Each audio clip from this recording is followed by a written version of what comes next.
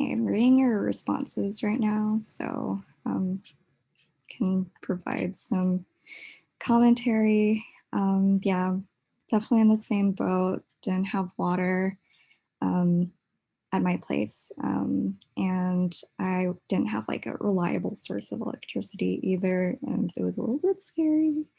But we managed to pull through, luckily, and yeah, definitely all in the same boat, all just kind of affected by the same thing. And I'm asking this question specifically because it does definitely relate to the topic that we're talking about, climate migration. And this is particularly related to the issue of mobility.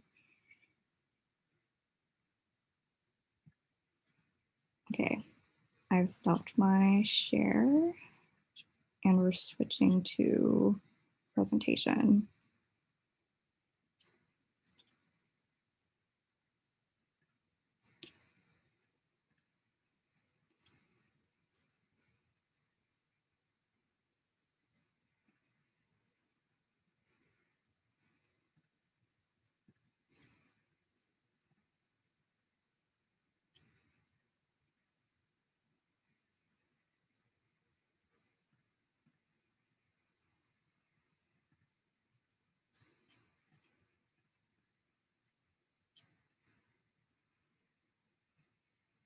Okay, can you see the presentation? Okay, cool.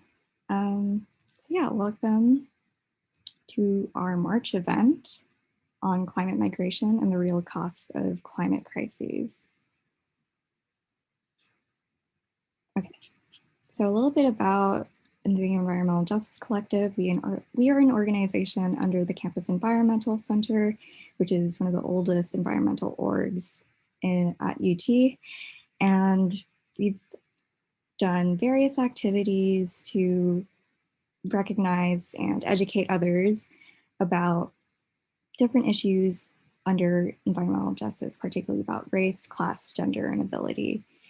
And so their programming has included zine workshops, panels with community activists and scholar activists, and eco-feminist film night, and discussions on indigenous epistemologies to colonizing stability and the garment industry, and so on. If you want to reach out to us, our email is justice@utenvironment.org.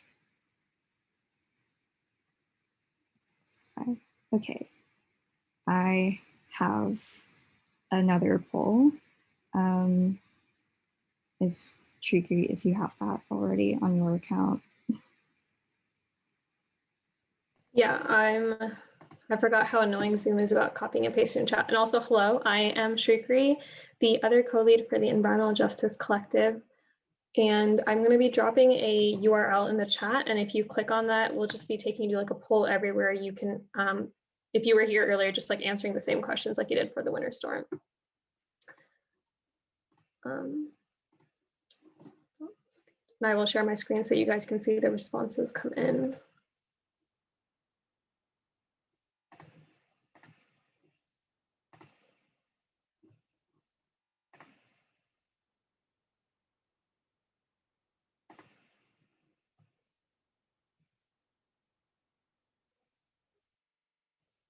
So we'll be like sprinkling a couple of questions through our presentation today. And the first question is just, why do we move?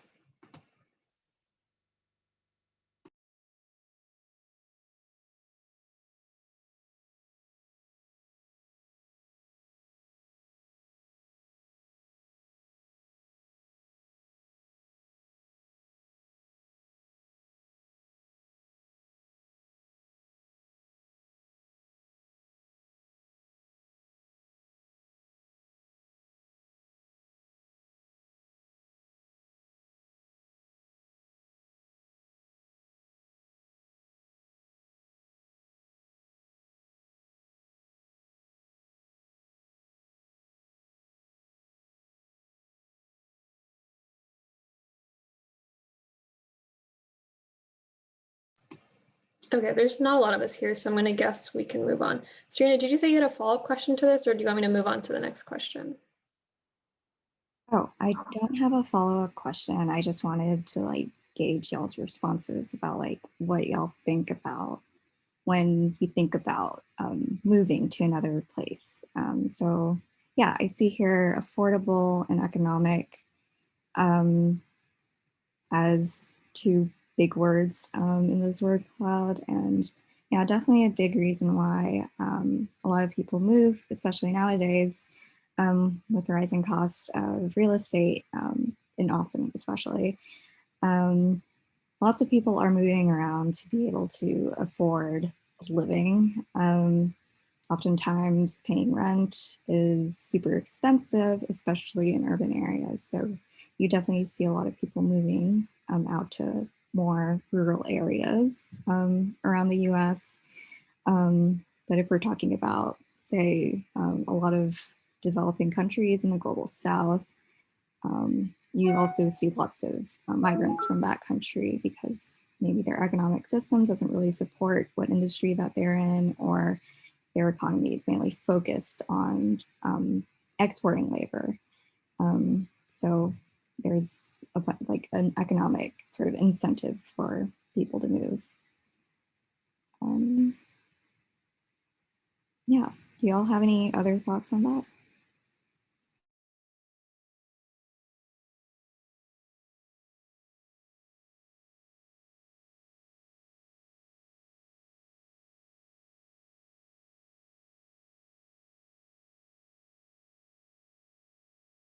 Okay, I think we're good to move on.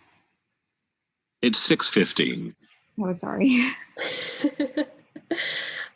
So we're going to move on from talking generally about moving to more specifically relating this to the climate crisis. Let me stop my share so I can activate the next question. But we're going to kind of transition to talking more specifically about doing a little like climate review. I can. So obviously your presence here means that you guys are interested somewhat in the climate crisis. We just wanted to know, like, what impacts can we expect from the climate crisis, and how, and try to relate that to why people might move.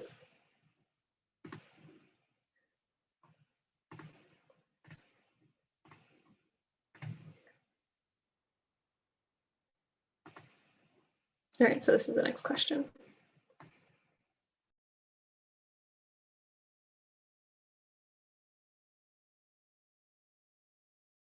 Yeah, food scarcity is definitely a huge one. Social unrest for sure.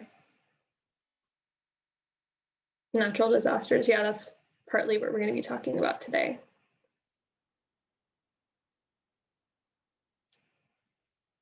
Higher death rates.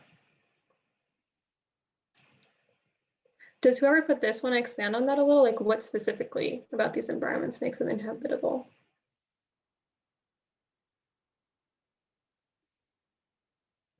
Political gridlock, for sure. Decreased biodiversity. These are great responses.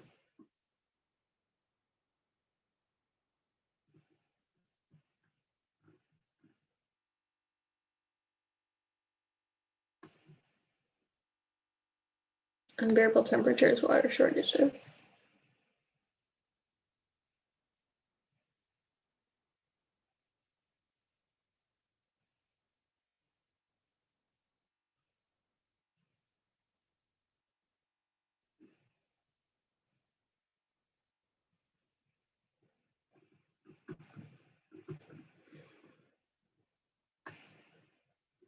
Resource shortages, for sure. You guys really hit the nail. So we are definitely going to be, and we already are experiencing food scarcity, water scarcity, temperatures that are unlivable.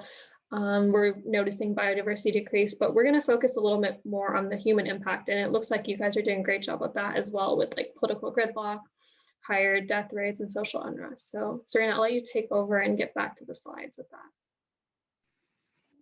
Cool.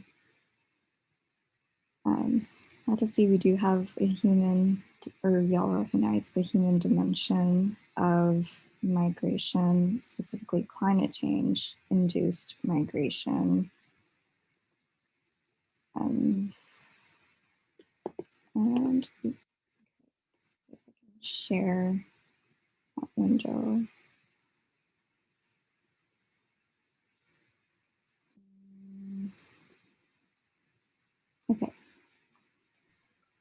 So yeah, to build on some of y'all's responses from the last question, we want to present some climate effects and climate drivers, some sort of like push and pull factor that is related to climate change. So you can see here a person carrying a bunch of fruit, probably to sell at a stand. But this person has to cross through a river as part of that. And this may be due to sea level rise, for example, or maybe a dam was built and redirected a bunch of water throughout like a particular community. That's like another human sort of induced change to the environment. But there are also other climate processes such as certification and water scarcity and food insecurity, which is also highlighted in this picture particularly. When we talk about food distribution and water distribution, we also need to think about who are moving these goods around and who are able to access these particular goods and who isn't. And some sort of examples of climate events that may push people out of a particular community or environment. So monsoons and glacial lake outburst floods.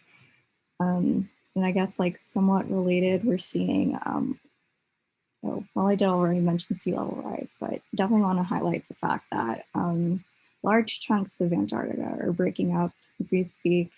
We recently lost I believe, Rhode Island-sized piece of the Antarctic, and that is particularly notable because we'll definitely see a significant rise in sea levels after that all melts. And also we have hurricanes and wildfires. And I guess to summarize those two into one big umbrella term, just more intense climate events. So we'll be seeing more extreme hurricanes this upcoming hurricane season, more wildfires as our dry regions around the world are heated and barely able to withstand the temperatures.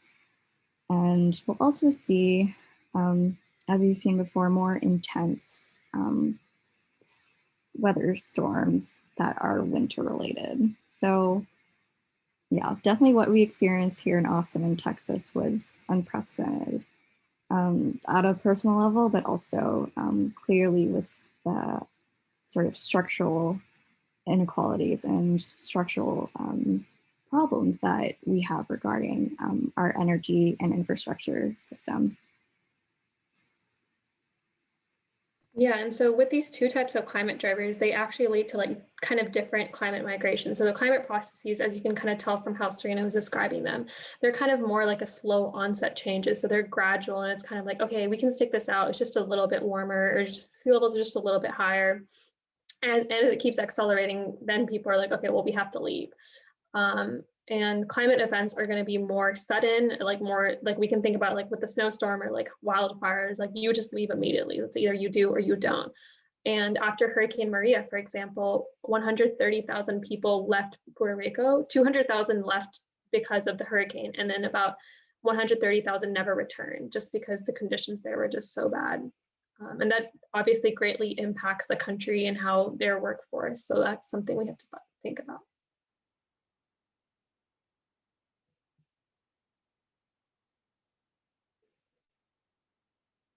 So I kind of hinted at non-climate drivers of migration already in the previous slide, but just to state this explicitly, we are seeing a lot of population growth, maybe not particularly in this country, but also in developing countries around the global south. And that sort of like implies a sort of reason to question about our resource distribution. I know there's like a lot of scholars who kind of believe in sort of like Malthusian sort of idea of that, well, there's like a particular capacity, carrying capacity for Earth. And once we reach that, we'll eventually start to run out of necessary things to keep people alive. But there are also arguments that, though there's enough resources for everyone, the problem isn't that we're totally scarce. The problem is that we're not distributing these resources fairly. And speaking of which, there's also issues with income distribution. It's regarding resources, income, wealth is also very disproportionately consolidated into a very small portion of the world. And we can see that when we compare income levels, average income levels of various countries in the global south that support a lot of global economies in the global north. And when you compare the two, there's a huge difference in how many each person in each country makes. And following that, there is definitely sort of politics here. Once we get into discussion about income and resource distribution, it's kind of where the government kind of steps in and says, this is where a particular fund needs to go to. This is what kind of resource we want to subsidize. This is what we want to pay people. That is definitely all related to how people might choose to move to another location or choose to move to, so this is just like, sorry, sort of like a push and pull factor. If like a government policy has like a bunch of social welfare programs, you do see a lot of people moving towards or moving to that particular area if they can afford it. Meanwhile, people who can't necessarily afford moving into another country that has better government policies regarding healthcare, the economy, and so on, they might just have to stick it out and adapt to an increasingly changing world.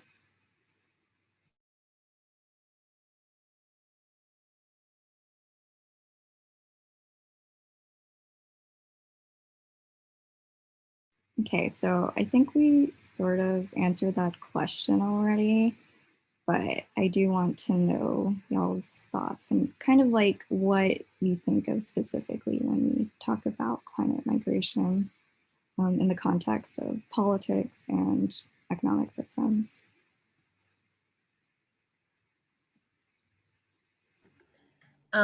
One thing that I think is kind of interesting to think about, and I don't really know much about it, but it's just like a question that I kind of have is like, who like are the people who are most likely to migrate and who are the people who are most likely to stay? And how that can like differ along like income lines and everything like that. And I think that's kind of something that has to do with like politics and economics and everything. That's pretty interesting to think about.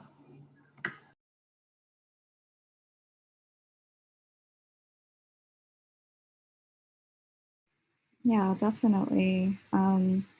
Whenever I'm just kind of reminded of like who stays and who leaves, I'm reminded about a community near where my parents or my dad lived.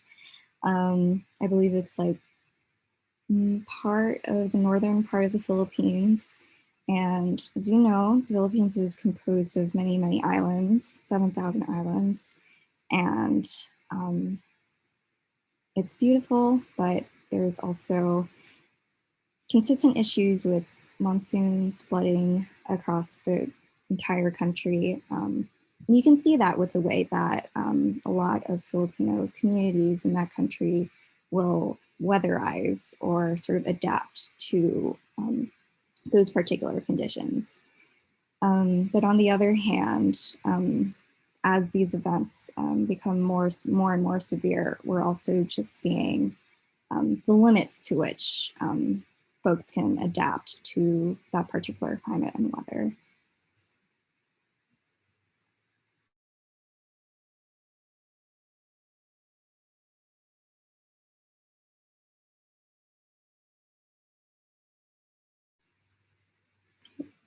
Yeah, I'm gonna go ahead and move on to the next slide.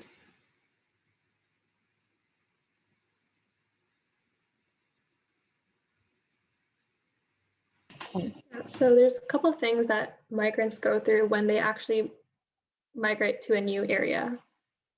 Like the urban areas get more densely populated, and these migrants typically end up living in slums of these urban areas. And this also is called like a brain drain of developing countries. And essentially, people who are more skilled and able to work will leave these developing countries in search of more like economic pull factors. And these are the people, same with climate change, that will be able to leave and go somewhere else, and that they're taking away from what could make their community more successful. And of course, they are more vulnerable to sexual exploitation, human trafficking, sexual and gender-based violence in the places they migrate to. And we saw this a lot with these like disaster camps that were set up after Hurricane Maria, that people were living in really close quarters, particularly potentially with people in their own families that could be abusive. And then, so it's just really important to acknowledge that climate does not impact all genders equally, and it has very specific gendered impacts. And lastly, oftentimes, especially if they're like moving to the US, people, they're escaping one environmental injustice only to be faced with another, like more likely to live in pollution compared to white people of that same country.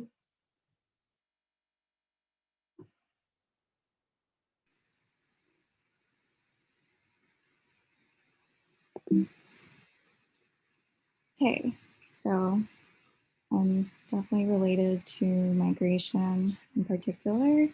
What are y'all's thoughts on the term refugee? What does that mean to y'all?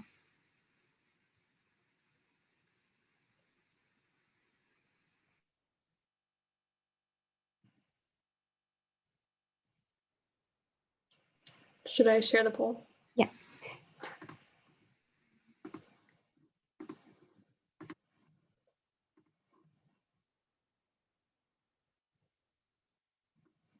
So the terminology we use really matters, especially since climate refugees, climate migrants have severe implications for international law. So yeah, what does the term refugee mean? Seeking asylum?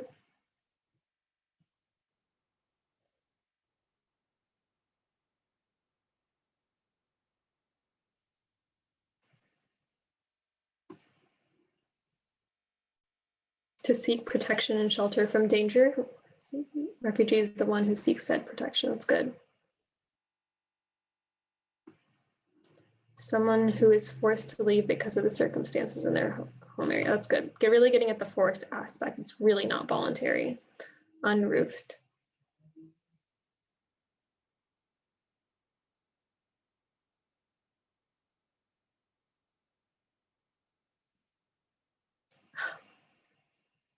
Unrooted and vulnerable, for sure, especially with the vulnerable, and no worries.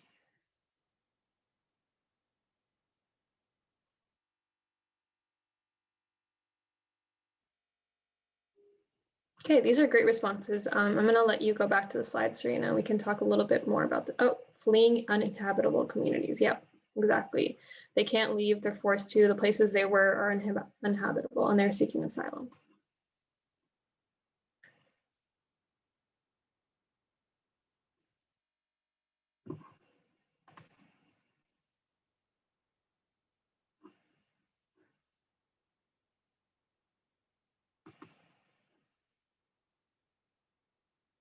So like I said, the terminology we use matters because defining these clearly has clear implications in international law.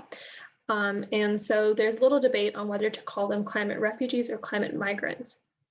And on one hand, people don't like to use the word migrant because it implies involuntary move, as if it's more about the pull factor, like what they find where they're moving to, rather than the push of climate and these real climate impacts we talked about earlier today. But using the term refugee isn't a super accurate term for a couple of reasons. So on the slide here is a definition for refugee, and I'm not going to read the entire thing, but you can kind of see, like, as someone stated in their response, danger. So these dangers are like they're being persecuted for reasons of race, religion, nationality, and those sort of things. And you'll notice what's missing here. There's nothing about environment here. There's nothing about natural disasters, because these are inherently viewed as natural and not man-made, but really we all know climate change is because of man's actions. And so a couple of other problems with saying the word climate refugee is, for one, many people displaced by climate change stay within their own borders. And this is what's known as like stepwise migration. So first they'll move somewhere close by that's really easy to get to. It's like, okay, it's just a little further, we can go back if we need to. And they'll just gradually keep moving farther and farther away. But refugee implies that it's going to be international, if they're crossing some sort of international border, when that's not always the case. Like after Hurricane Katrina, many people moved within the United States. They wouldn't have been considered climate refugees, but they were really experiencing climate impacts for sure.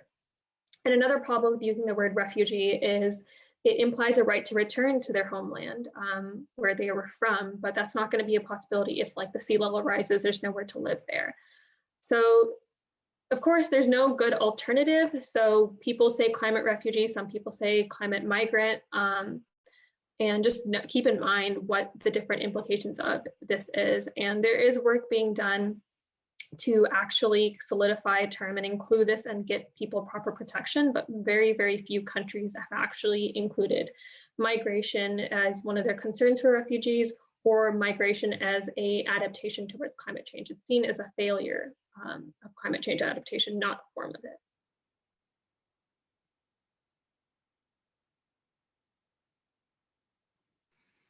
Oh, yeah.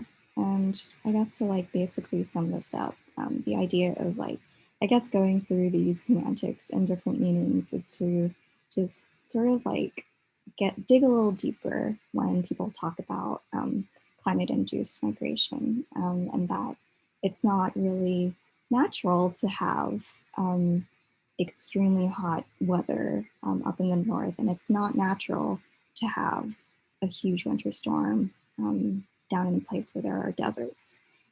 In fact, a lot of the deaths that we do see, the casualties that we do see, are very much not natural at all either, because we know that we are fully capable of surviving in a lot of these locations. We've seen various examples of these, from people living in the Philippines to people who are used to snow up in Canada, for example. So we are perfectly capable of adapting, but when our societies are very unequal in terms of access to safety, sort of safety net resources, there will be a lot of people who are not able to adapt, and therefore creating a sort of man-made casualty death toll.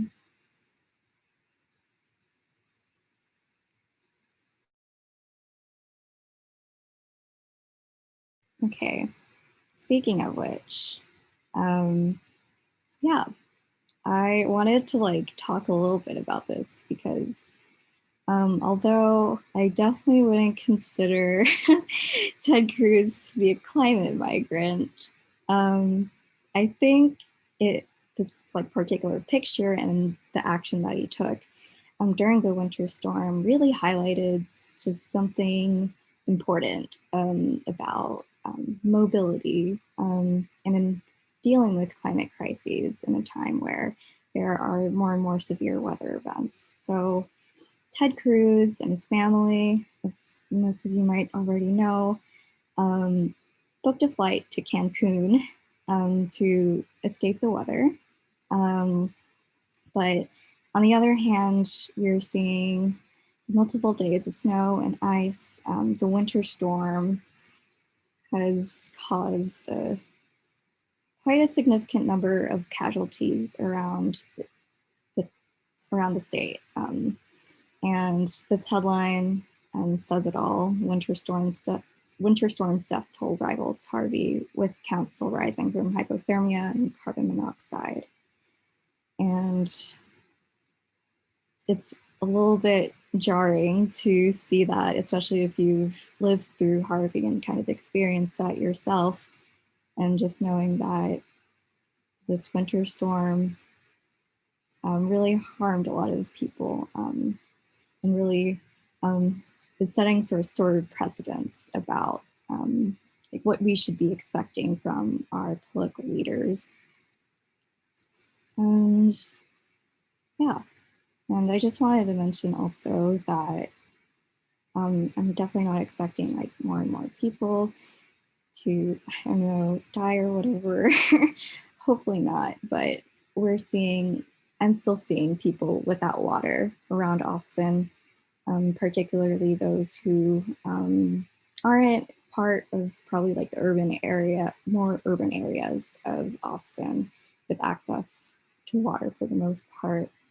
And so people are out here still buying water bottles to be able to drink and possibly flush their toilets, and how incredibly wasteful it is, not just on their pockets, but also the fact that we even need to purchase these like individual bottles of water to just sustain ourselves, especially during a crisis, is a little bit worth questioning.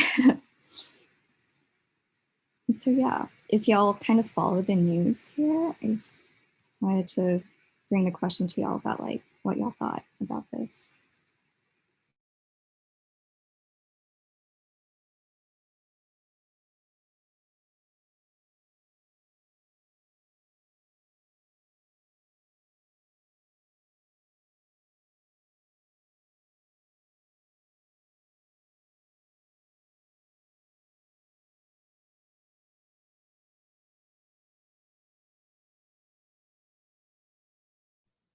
Oh, I had a question. What is the death toll so far? Do you know? The last time I checked, it was around 82, 86.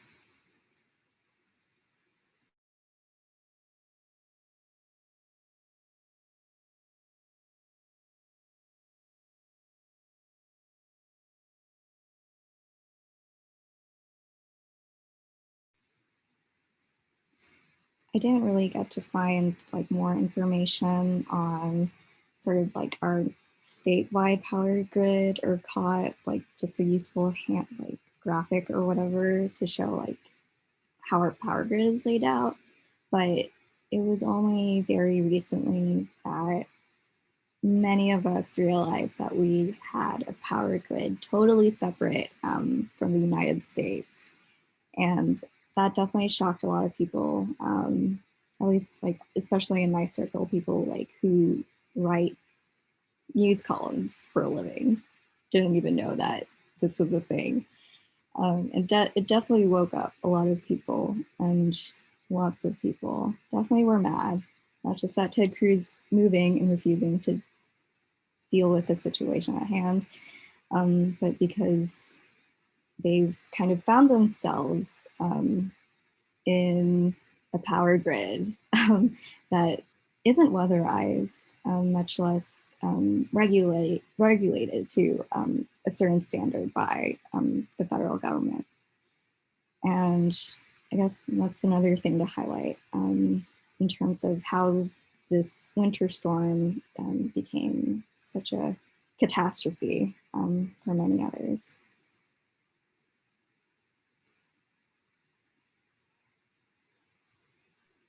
Yeah, I was also thinking like during the power outage, it's not only just like, I guess, economic stability that determines where you go or how you handled it or even had to handle it, but like social capital as well. Because I think when I had my power outage, I was fortunate enough just to know people that could take me in, but someone else that was almost in the exact same shoes as me wasn't able to do the same. And I think like the reliance of like information flow is a really big deal in terms of knowing what to do. And so, yes.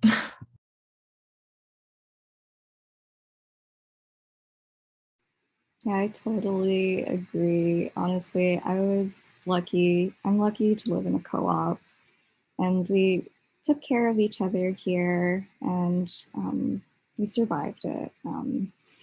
But that was really just coincidence for me when I look at it.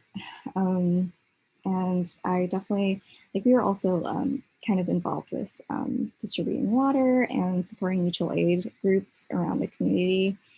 And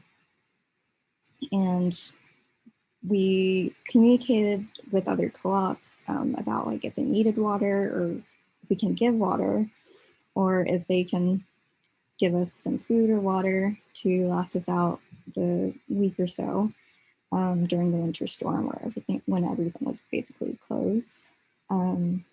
Yeah, we were lucky to have such a big community there. But yeah, I think I mentioned that specifically because yeah, there's a lot of social capital involved, not just with like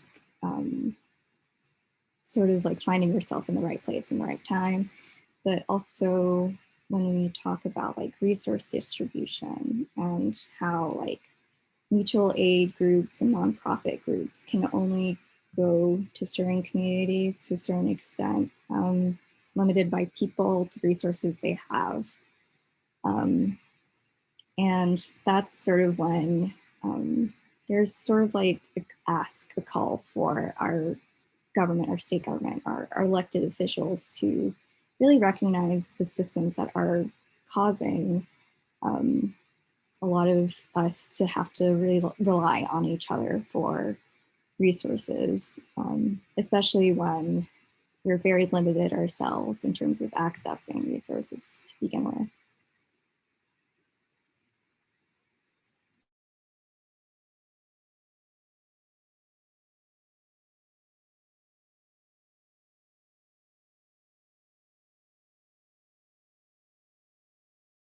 Oh yeah, I just saw Shukri's chat. More info on social media than from the government. Yes. I couldn't find this tweet, but a local journalist in Austin, I guess, was reporting on some of the statements from the city regarding like how we dealt with the snowstorm. And there was one tweet in particular that really stood out to me. And it's that I think the representative, I don't remember who, thanked nonprofits and mutual aid groups for bringing the community together and like really building trust amongst the community to step in where they needed to step in during a time of crisis. And as much as it's very heartwarming to see that from a representative, it also begs the question of what was their responsibility during this winter storm, and why was it up to us, people who don't necessarily own like grocery stores or like any sort of place that sells food and water? Why is it up to us to have to sort of navigate this alone?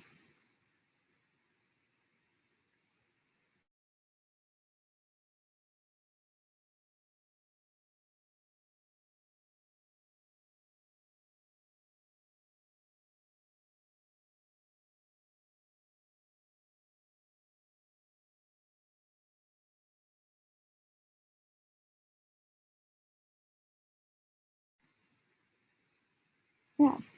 Was there anything that surprised you about this presentation? Um, is this a poll, by the way? We can do it either way. There's really only two of y'all, so. Or you can, if you guys want, we can do poll. I don't know. I'll just go ahead and share it anyways.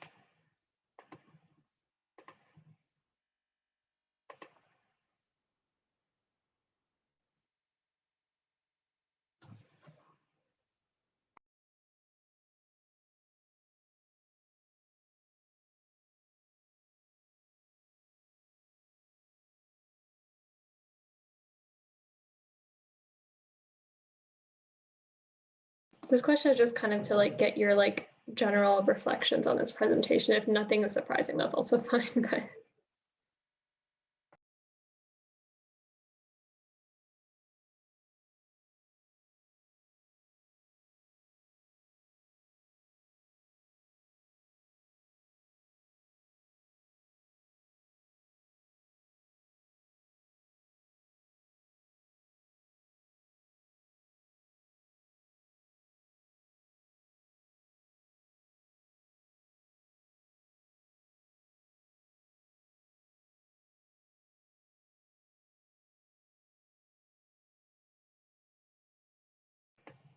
Yeah, these are all really good points. I did not know about the winter storms death toll either. And sexual exploitation is really sad.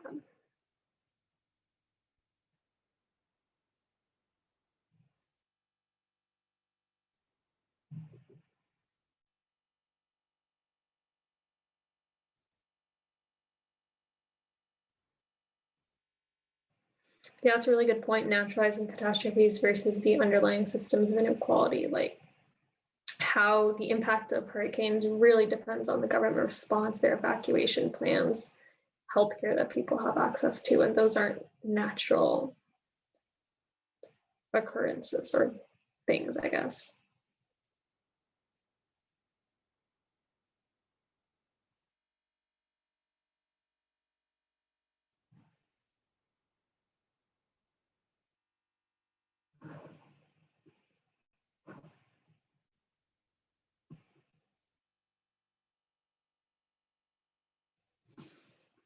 But yeah, thank you guys for your responses. These are all really great points. And just kidding, there's more. The distinction between climate processing and climate events. Yeah, for sure. Climate processes are so much more gradual, and I think it's harder to notice that difference. But like for communities in the Sahel that already walk 25 kilometers for water, and then water scarcity only getting worse and having to walk more, it's still like a very, very real part of climate migration. But the reason that distinction is necessary is because it's a lot harder to work into like a refugee definition. It's a little harder to say that this is a concrete thing that someone needs to migrate for, where it's really like a complex mix of different factors, both natural and man-made, that lead to that.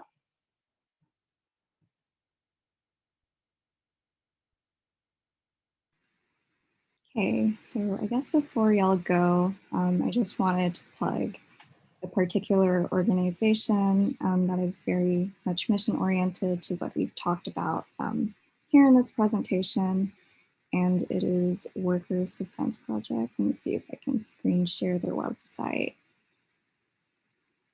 And yeah, Workers Defense Project is amazing. I know a couple of the organizers who works within the org, and yeah, and you can read from the About Us. They're mostly centered on protecting low-wage immigrant workers in the Texas construction industry, but they've also definitely reached out to other migrant communities in different industries. But this is, yeah, their main focus is really on defending the rights of migrant construction workers here, because I'm not sure if y'all are kind of informed about how construction sites are built. The workers, the workers who do work on buildings are actually contracted, which means that they're not necessarily guaranteed something like a 401k, something that you'd see as a regular salaried worker. And because there are also, I guess, what they call in economics, uneven information exchange. That's just a fancy way of saying the person who's giving the contract knows how to manipulate the person who's signing the contract. And this is also what happens with a lot of construction workers here in Texas and pretty much across the US. And yeah, if it isn't super obvious that sort of information inequality sort of hits migrant communities the hardest, because they make up the most of our workforce in terms of construction. Yeah. So that being said, I wouldn't be surprised to see this organization start addressing how we adapt to climate change, and really thinking about not just like very grand and